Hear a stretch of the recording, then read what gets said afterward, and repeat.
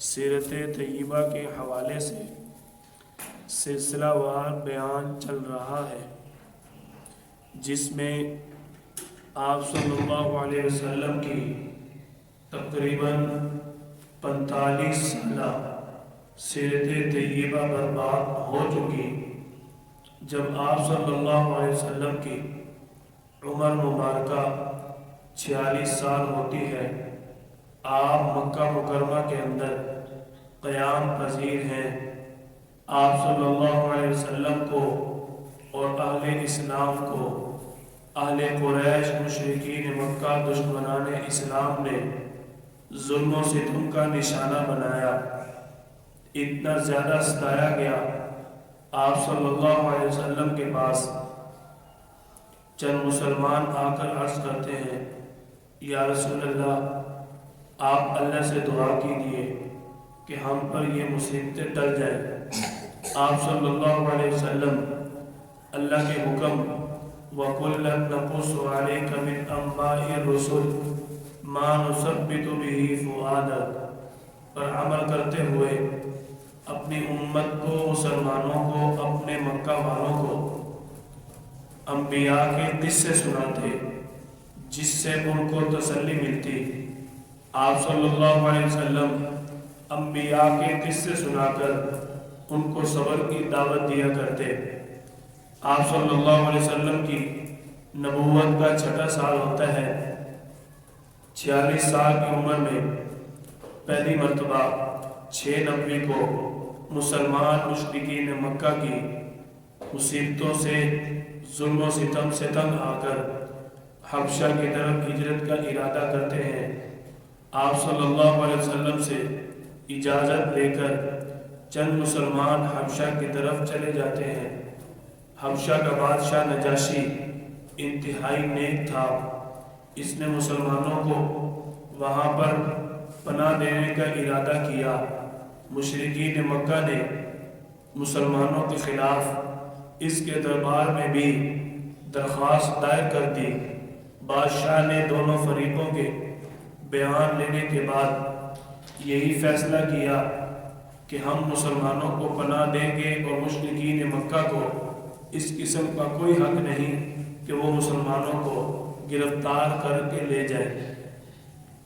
جب مشرکین مکہ نجاشی کے دربار میں گئے، جا کر انہوں نے اپنا مطالبہ پیش کیا کہ یہ لوگ ہمارے علاقے مکہ کے لوگ ہیں اور یہ ہم سے بغاوت کر کے یہاں پہنچے ہیں، لہذا ہم ان کو گرفتار کرنے کے لیے آئے ہیں۔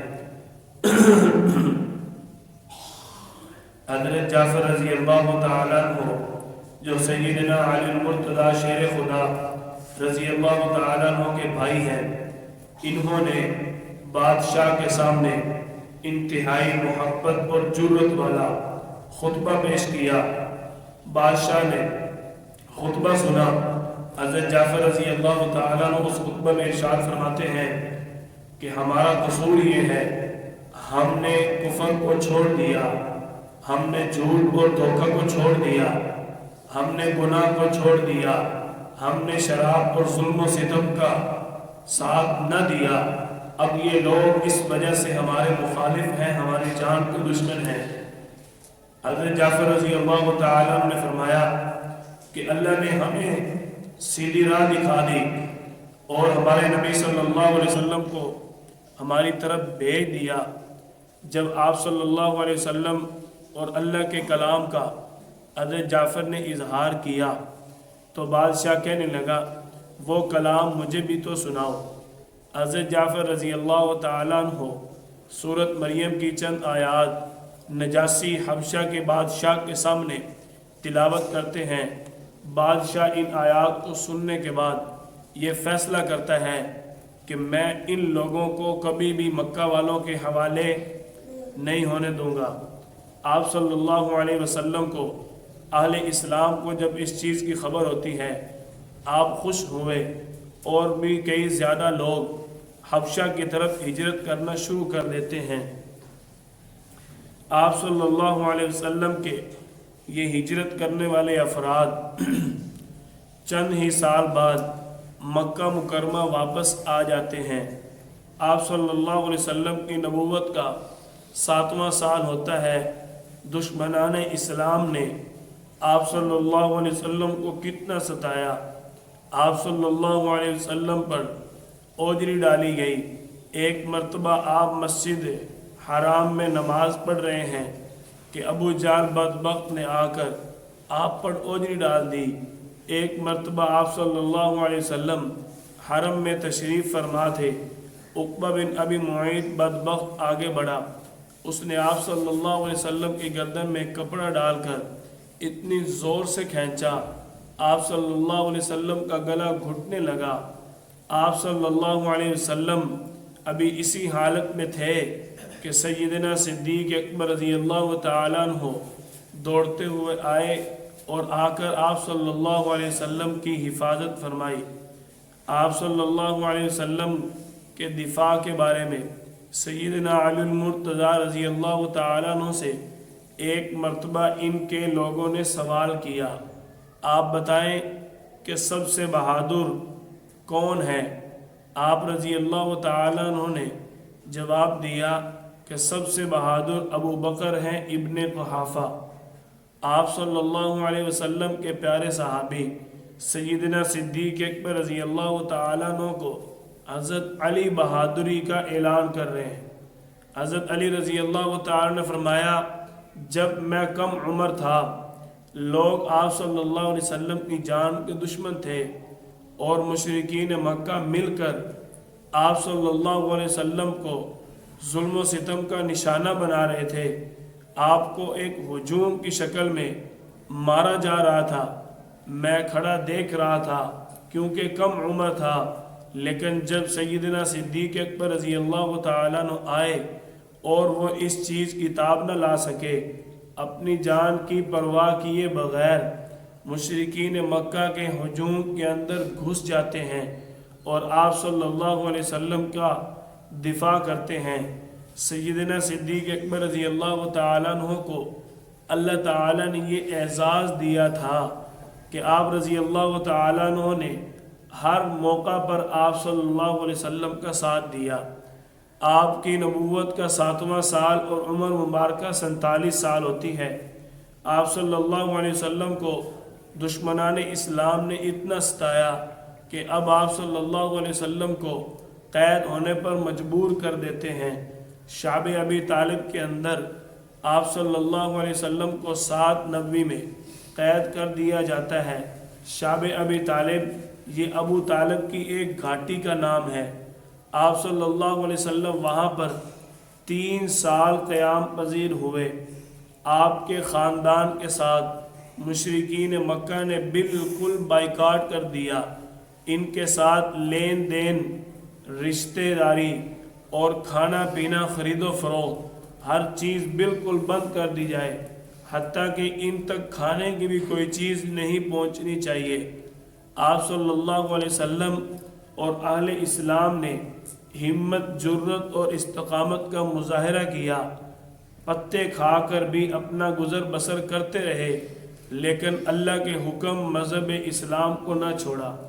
آپ صلی اللہ علیہ وسلم کو کئی دن بعد کبھی کبھی حضرت بلال رضی اللہ تعالیٰ عنہ اپنی بغل کے اندر کھانا چھپا کر لے جاتے اور آپ صلی اللہ علیہ وسلم کو کھلا کر واپس آ جاتے۔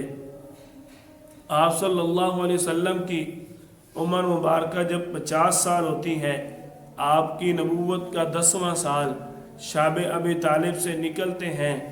آپ صلی اللہ علیہ وسلم کے اس سال کو عام الحزن یعنی غم کا سال قرار دیا گیا۔ آپ صلی اللہ علیہ وسلم کو اس سال میں 2 بڑے صدمے ملے۔ نمبر 1، آپ کے چچا ابو طالب کا انتقال ہوا۔ نمبر 2، آپ کی پیاری اور پہلی زوجہ محترمہ سیدہ خدیجہ الکبریٰ رضی اللہ تعالیٰ عنہ کا انتقال پر ملال ہوا۔ آپ صلی اللہ علیہ وسلم کو جب یہ 2 صدمے ملے، آپ نے اس سال کو عام الحزن غمگین سال قرار دیا۔ آپ صلی اللہ علیہ وسلم کے تمام سہارے، تمام رشتے اب آپ سے جدا ہو گئے۔ آپ صلی اللہ علیہ وسلم تن تنہا اب مکہ کے اندر موجود ہیں۔ لیکن اللہ کے دعوت اور اللہ کے پیغام کو نہیں چھوڑا۔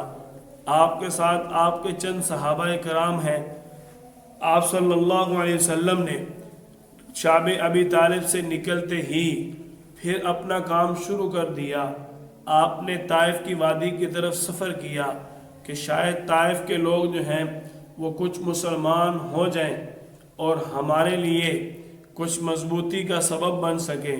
آپ صلی اللہ علیہ وسلم طائف کی طرف گئے اور جب وہاں جا کر آپ صلی اللہ علیہ وسلم نے دعوت اسلام کو پیش کیا، طائف کے بڑے بڑے سرداروں نے آپ صلی اللہ علیہ وسلم کے پیچھے اوباش لڑکوں کو لگا دیا جو آپ صلی اللہ علیہ وسلم کو پتھر مارتے تھے، بھگاتے تھے۔ آپ صلی اللہ علیہ وسلم کو اتنا مارا گیا، اتنا ستایا گیا، آپ کا جسم مبارک زخمی ہو جاتا ہے، آپ کے پاؤں تک خون بہتا ہوا پہنچ جاتا ہے۔ آپ صلی اللہ علیہ وسلم ایک باغ کے اندر پناہ لیتے ہیں۔ آپ کو اس موقع پر کتنی سخت تکلیف ہوئی۔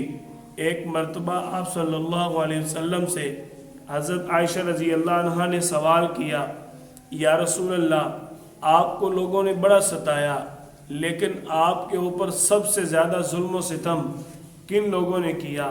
آپ صلی اللہ علیہ وسلم فرماتے ہیں، میرے مکہ کے اندر پہلے جو 13 سال تھے ان میں مجھے انتہائی مشکلات کا سامنا کرنا پڑا، لیکن ان دنوں میں سب سے کڑا اور سخت دن وہ دن تھا جب میں نے طائف والوں پر اسلام پیش کیا کہ انہوں نے مجھے ستایا، میرے اوپر پتھر برسائے، اور جب میں ایک باغ کے اندر پناہ لے چکا تو میں ابھی بیٹھتا ہی ہوں، میں نے دیکھا آسمان کی طرف کہ جبریل علیہ السلام آئے اور آ کر عرض کرتے ہیں، یا رسول اللہ، ملک الجبال پہاڑوں کا فرشتہ آ چکا، آپ کے حکم کا منتظر ہے، آپ حکم دیں تو یہ ان لوگوں کو ابھی 2 پہاڑوں کے درمیان کچل کر راکھ بنا دیں۔ آپ صلی اللہ علیہ وسلم نے اس حکم کا انکار کیا۔ آپ صلی اللہ علیہ وسلم نے ملک الجبال کی اس بات کی تردید کی اور کیا فرمایا، اللہم اغفر لقومی فإنہم لا يعلمون، یا اللہ میری اس قوم کو معاف کر دینا، یہ مجھے جانتے نہیں ہیں۔ آپ صلی اللہ علیہ وسلم پر مکی زندگی میں جتنے بھی ظلم و ستم ہوئے، ان تمام ظلم و ستم کی یہاں پر انتہا ہوتی ہے۔ آپ صلی اللہ علیہ وسلم طائف کی وادی سے واپس آتے ہیں۔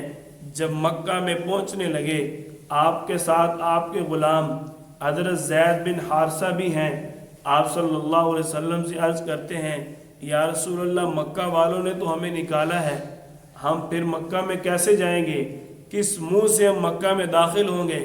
آپ صلی اللہ علیہ وسلم فرماتے ہیں، زید، اللہ میرا ضرور ساتھ دے گا، ایک دن ہمارا اسلام مذہب ضرور غالب آئے گا، اور حقیقت ہے مذہب اسلام غالب ہونے کے لیے آیا ہے، مغلوب ہونے کے لیے۔ آج اگر ہم تھوڑے بہت پریشان ہیں، مشکلات کا سامنا ہے، تو اس کی وجہ یہ ہے ہم نے مذہب اسلام کو اپنایا نہیں، تو دشمن ہمارے اوپر غالب ہوتا جا رہا ہے۔ اگر ہم اپنے اسلام مذہب کے مطابق اللہ کے احکامات کی پابندی کے ساتھ، آپ صلی اللہ علیہ وسلم کی سنتوں کے ساتھ، آپ صلی اللہ علیہ وسلم کے طریقہ کے مطابق زندگی گزاریں، تو دشمن ہمارے اوپر کبھی غالب نہیں ہو سکتا۔ آج جتنی بھی چیزیں دشمن متعارف کروا رہا ہے، وہ ساری چیزیں بلکہ اس سے بھی زیادہ آپ صلی اللہ علیہ وسلم نے 1400 سال پہلے اپنی امت تک پہنچا دی تھیں۔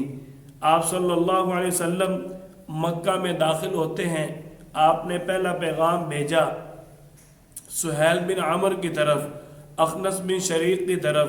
ان دونوں نے آپ صلی اللہ علیہ وسلم کو پناہ دینے سے انکار کر دیا۔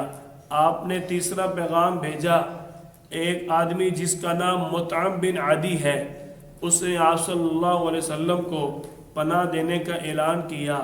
آپ مکہ میں تشریف لاتے ہیں، انتہائی ظلم و ستم اور زخموں کی حالت میں آپ صلی اللہ علیہ وسلم حرم میں آئے۔ آپ نے نفل ادا کیے، اللہ کا شکر ادا کیا، اپنے گھر تشریف لے گئے۔ آپ صلی اللہ علیہ وسلم کی اتنی آزمائش، اتنا امتحان آپ صلی اللہ علیہ وسلم نے انتہائی مشکل سے یہ 10-11 سال گزارے۔ آپ صلی اللہ علیہ وسلم کے ظلم و ستم اور آزمائشوں کے بعد اب اللہ نے چاہا اپنے محبوب صلی اللہ علیہ وسلم کے لیے کوئی انعام دیا جائے۔ اللہ کا ضابطہ، اصول اور قانون یہ ہے کہ اللہ تعالیٰ جب بھی کسی آدمی کو کوئی بڑا انعام دیتے ہیں یا بڑا انعام دینا چاہتے ہیں، اللہ تعالیٰ جب بھی کسی آدمی کو امتحان میں ڈالتے ہیں یا آزمائش میں ڈالتے ہیں تو اس امتحان اور آزمائش کے بعد اللہ نے اپنے بندے کو انعام ضرور دینا ہوتا ہے۔ آپ صلی اللہ علیہ وسلم نے 10-11 سال انتہائی مشکلات میں گزارے، اب اللہ نے آپ کو کیا انعام دیا؟ معراج کروائی، اللہ نے آپ صلی اللہ علیہ وسلم کو اپنے پاس بلایا، اور اس سے بڑھ کے اللہ کی طرف سے آپ صلی اللہ علیہ وسلم کو ملنے والا انعام کیا ہو سکتا ہے؟ اللہ نے اپنے محبوب صلی اللہ علیہ وسلم کو دیدار کروایا۔ ہمارے لیے اس پورے واقعے کے اندر یہ سبق ہے، اگر اللہ کی طرف سے کوئی آزمائش آئے، اللہ کی طرف سے کوئی امتحان آئے، تو ہمیں یہ سوچنا چاہیے کہ ہم اگر صبر اور شکر کریں گے، اگر اس بات کو ہم برداشت کر لیں گے، تو انشاءاللہ ثم انشاءاللہ اللہ تعالیٰ ہمیں اس کا ایک دن ضرور صلہ دیں گے۔ جس طرح کہ آپ صلی اللہ علیہ وسلم نے انتہائی مشکل میں 10-11 سال گزارے، اور اس کے بعد اللہ نے آپ صلی اللہ علیہ وسلم کو معراج کروائی۔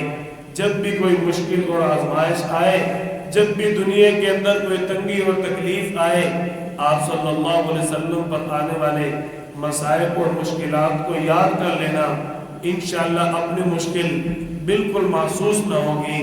اللہ تعالیٰ ہم سب کو آپ صلی اللہ علیہ وسلم کی زندگی کو پڑھ کر ہمت اور صبر سے کام لینے کی توفیق عطا فرمائے۔ وآخر دعوانا ان الحمد للہ رب العالمین۔